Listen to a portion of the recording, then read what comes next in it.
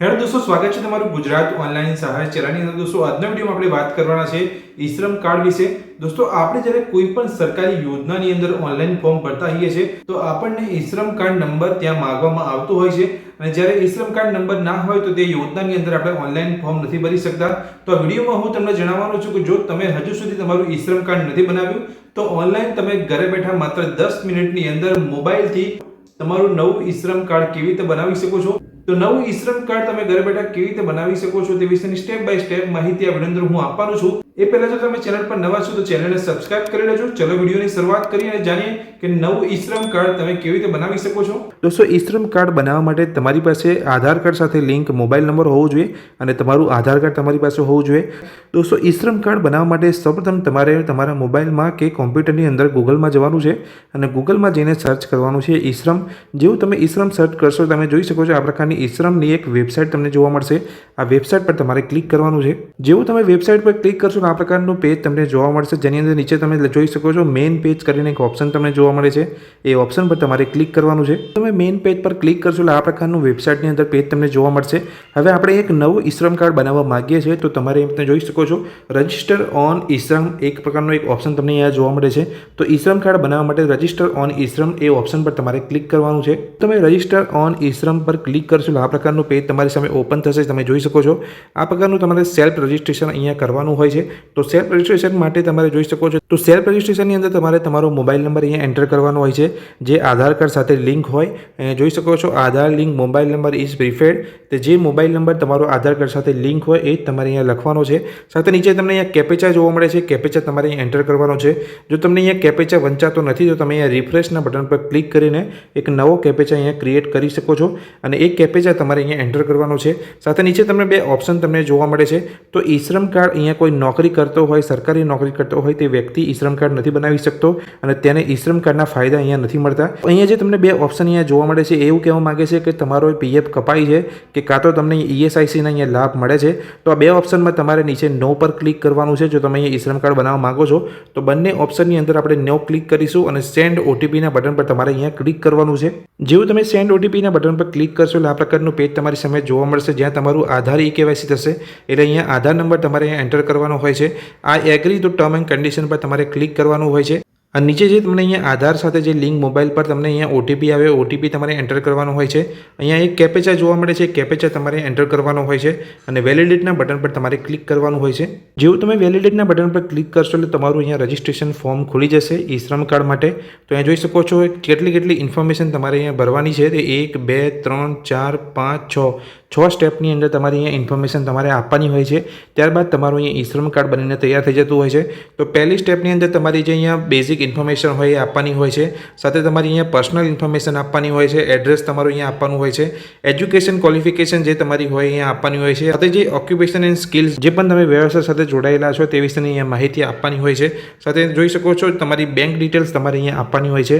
આટલી ડિટેલ્સ આપતા તમારું ઈ શ્રમ કાર્ડ અહીંયા બની જતું હોય છે। તો આપણે સ્ટેપ બાય સ્ટેપ પ્રોસેસ હું તમને બતાવીશ કે તમે કેવી રીતે તમારી બધી ડિટેલ્સ અહીંયા એડ કરવાની છે અને લાસ્ટમાં આપણે ઈ શ્રમ કાર્ડ બનાવી લઈશું। તો સૌપ્રથમ અહીંયા રજિસ્ટ્રેશન ફોર્મની અંદર તમે જોઈ શકો છો તમારું નામ જોવા મળશે, તમારી ડેટ ઓફ બર્થ જોવા મળશે, તમારું જેન્ડર જોવા મળશે। આટલી ડિટેલ્સ તમારે અહીંયા કન્ફર્મ કરી લેવાની છે।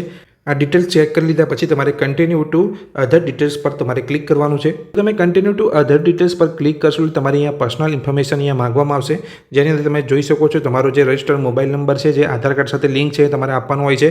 દોસ્તો, અહીંયા જોઈ શકો છો જે પણ ડિટેલ્સની ઉપર અહીંયા લાલ કલરનો જો સ્ટાર હોય તો એ ડિટેલ્સ તમારે અહીંયા પરમેનન્ટ આપવાની જ હોય છે, એ તમારે છોડવાની નથી। જેની ઉપર રેડ કલરનો સ્ટાર નથી એ ત્યાં તમે ડિટેલ્સ નહીં આપો તો ચાલી જશે। તો સૌપ્રથમ તમે તમારો જે પણ રજિસ્ટર્ડ મોબાઈલ નંબર છે અહીંયા આપવાનો હોય છે। ઇમરજન્સી મોબાઈલ નંબર જો તમારી પાસે હોય તો આપવાનો હોય છે, બાકી અહીંયા ઓપ્શનલ છે, તમે નહીં આપો તો પણ ચાલી જશે। ત્યારબાદ તમારો જે ઈમેલ આઈડી હોય એ અહીંયા એન્ટર કરવાનો હોય છે। ત્યારબાદ તમારું જે મેરિટલ સ્ટેટસ એટલે કે જે તમે મેરિડ છો કે અનમેરિડ છો કે ડિવોર્સ છો એ તમારે અહીંયા સિલેક્ટ કરવાનું હોય છે। ત્યારબાદ તમારો જે મધરનું નામ હોય એ તમારે એન્ટર કરવાનું છે। સોશિયલ કેટેગરી બ્લડ ગ્રુપ જે તમારું હોય અહીંયા ડિફરન્ટલી એબલ્ડ જો તમે હોય તો યસ કે નો તમારે અહીંયા સિલેક્ટ કરવાનું છે। ત્યારબાદ તમારે અહીંયા નીચે નોમિનીની ડિટેલ્સ અહીંયા આપવાની હોય છે। જે પણ નોમિની તમે અહીંયા એડ કરવા માગતા હોય તેનું નામ લખવાનું છે, તેની ડેટ ઓફ બર્થ અહીંયા આપવાની હોય છે, જે પણ હોય પુરુષ હોય કે સ્ત્રી હોય તે અહીંયા તમારે સિલેક્ટ કરવાનું છે। તો નોમિનીની ડિટેલ્સ એડ કરી લીધા પછી તમારે અહીંયા સેવ એન્ડ કન્ટિન્યુના બટન પર તમારે ક્લિક કરવાનું છે. જેવું તમે સેવ અને કન્ટિન્યુના બટન પર ક્લિક કરશો એટલે હવે જે તમારી પર્સનલ ઇન્ફોર્મેશન હતી એ ફિલઅપ થઈ ગઈ છે. હવે અહીંયા એડ્રેસ તમારું માગવામાં આવશે. જે પણ રેસિડેન્ટલ એડ્રેસ હોય કે જે પણ પરમનન્ટ એડ્રેસ હોય એ બંને ડિટેલ્સ તમારે અહીંયા ફિલઅપ કરવાની હોય છે. તો તમે ઉપર અહીંયા જોઈ શકો છો જે પણ તમારું રેસિડેન્ટલ ડિટેલ્સ છે એ તમારે અહીંયા આપવાની હોય છે. જેને તમારું હોમ અને નેટિવ સ્ટેટ કયું છે, તો આપણે અહીંયા ગુજરાત સ્ટેટથી છે તો ગુજરાત તમારે અહીંયા સિલેક્ટ કરવાનું છે. સાથે અહીંયા હોમ એન્ડ નેટિવ ડિસ્ટ્રિક્ટ તમારું કયો છે એટલે કે તમારો જિલ્લો કયો છે એ તમારે અહીંયા સેકન્ડ કોલમની અંદર સિલેક્ટ કરવાનું છે. અહીંયા તમારું અહીંયા જે પણ સ્ટેટથી હોય ગુજરાત સ્ટેટ તે સિલેક્ટ કરવાનું છે. સાથે અહીંયા તમને ત્રીજો ઓપ્શન અહીંયા જોવા મળે છે સ્ટેટ સ્પેસિફિક આઈડી, જે ઓપ્શનલ છે. તમે નહીં લખો તો ચાલી જશે. તો નીચે જશો તો અહીંયા કરંટ એડ્રેસ તમને પૂછવામાં આવશે અર્બન કે રૂરલ. તો અર્બન એટલે કે જો તમે શહેરી વિસ્તારની અંદર રહેતા હોય તો તમારે અર્બન સિલેક્ટ કરવાનું છે, અને જો તમે ગ્રામીણ વિસ્તારની અંદર રહો છો તો તમારે રૂરલ અહીંયા સિલેક્ટ કરવાનું હોય છે. નીચે તમે જશો તો જે તમારું અહીંયા એડ્રેસ છે તમારે અહીંયા લખવાનું હોય છે પૂરેપૂરું, જે સ્ટેટ છે, જે ડિસ્ટ્રિક્ટ છે, સબ ડિસ્ટ્રિક્ટ છે, બધી જ માહિતી તમારે અહીંયા આપવાની હોય છે. તે તમારે અહીંયા પરમનન્ટ એડ્રેસ પણ આપવાનું હોય છે. જો તમારું કરંટ એડ્રેસ અને પરમનન્ટ એડ્રેસ જો બંને અલગ હોય તો પરમનન્ટ એડ્રેસની માહિતી પણ તમારે અહીંયા આપવાની હોય છે, કે ગામ હોય કે શહેર, તો રૂરલ કે અર્બન તમારે અહીંયા સિલેક્ટ કરવાનું હોય છે. અને નીચે જે પણ તમે તાલુકાથી હોય, જે પણ જિલ્લાથી હોય, તો અલગ અલગ હોય તમારું પરમનન્ટ અને કરંટ એડ્રેસ, તો એ બંને ડિટેલ્સ તમારે એડ કરવાની હોય છે. અને નીચે સેવ અને કન્ટિન્યુના બટન પર તમારે ક્લિક કરવાનું છે. જેવું તમે સેવ અને કન્ટિન્યુના બટન પર ક્લિક કરશો એટલે તમારું જે એડ્રેસની જે માહિતી હતી એ ત્યાં ફિલઅપ થઈ ગઈ છે. તો એડ્રેસની બધી જ માહિતી અહીંયા આપી દીધા પછી તમારું અહીંયા એજ્યુકેશન ક્વોલિફિકેશન વિશે માહિતી અહીંયા માંગવામાં આવશે.